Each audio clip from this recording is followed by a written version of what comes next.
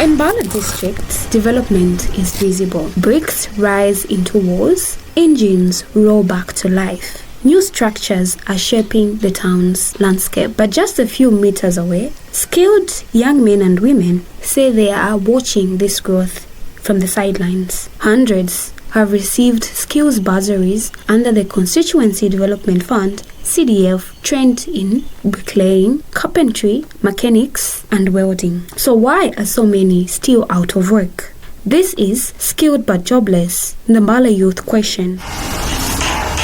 I'm standing at a construction site here in Mbala where several buildings are under development. Workers move quickly, mixing cement, lifting bricks, shaping structures that will soon serve the community. But nearby, some local youth say they have the same skills needed on this site, yet they are not the ones being hired. Many of them completed formal training through CDF-sponsored bursaries. Trevor Chizu, a youth of Mbala, explains how this has affected him. I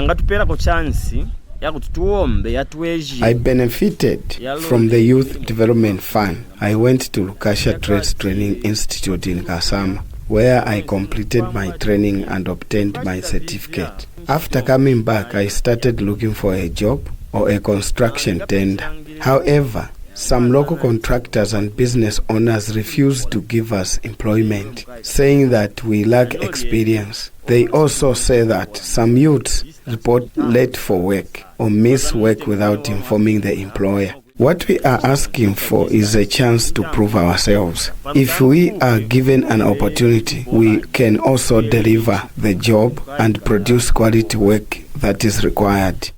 According to figures obtained from the Mbala Municipal Council, between 2022 to 2025, the district sponsored 883 youths in vocational trades through the CDF Skills Bursaries program. The total allocated amounted to approximately 5 million kwacha. Yet, council records show that only 5% are currently in formal employment. The gap raises critical questions. Is training translating into work, or is there a breakdown somewhere between certification and employment? Contractors and workshop owners provide a different view. Some say hiring decisions are influenced by experience, productivity, and reliability. Others argue that newly trained youths lack hands-on exposure. I spoke to Mr. Abraham Mbala, a contractor in Mbala.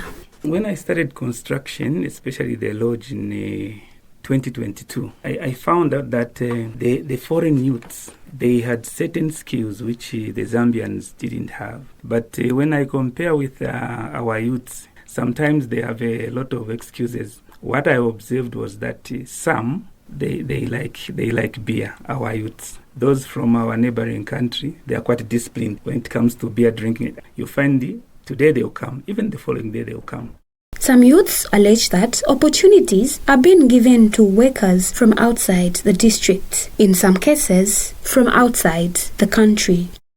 Right now, many youths are suffering because we do not have jobs. At the same time, we see some people from other countries coming to work here in Mbala, doing jobs that we, as local youths, are also capable of doing.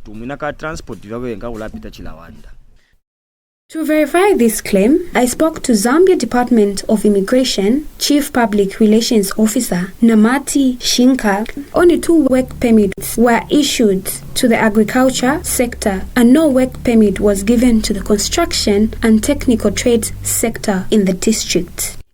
Currently, the district has 4 companies employing foreign nationals on valid permits. These are potato farms with 3 South African nationals on residence permits. Then we have Mount Sunzu Coffee Limited with 2 Swiss nationals on investors permits and 1 Tanzanian national on an employment permit. We have Tangafuti Farming Enterprises Limited, 2 South African nationals on investors permit. And we have got Size Farms with 1 South African national on a residence permit. But based on current records in Mbala specifically, the majority of the foreign nationals holding permits originate from South Africa. We've got some from Switzerland, Tanzania, and Burundi. The agricultural sector currently employs the majority of foreign nationals in Mbala.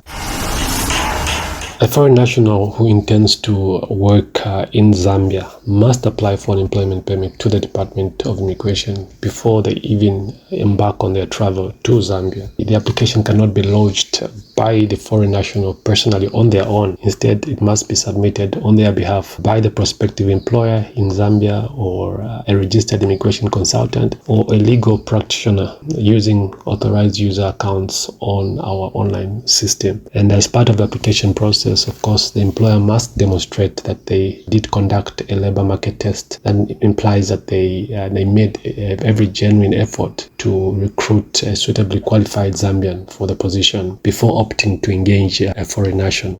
Acting Labour Inspector Michael Chishimba says the issue is more complex than simply who gets hired.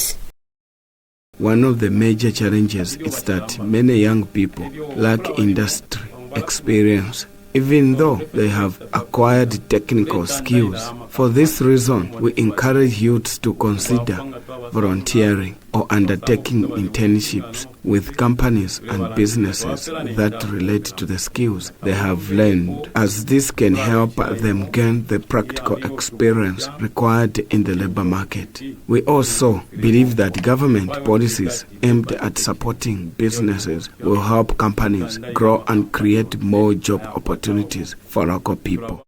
A community leader, Mr. Lightwell Chongo, says youth unemployment is not only an economic issue, but it is also a social issue. Without income, trained youth remain dependent on families and frustration grows. Some of us are suffering from high BPs because we can't sleep. All night we are thinking about our children. If they can't find employment, there is no good parent who will see sleep. Then these individuals themselves, socially, they become a problem. They resort to substance abuse, alcohol, or in fact both. As Mbala continues to grow, one question remains. Will local youths become active participants in that growth, or will they continue watching developments pass them by? Reporting for Radio Lusepo, my name is Doris Chifunda.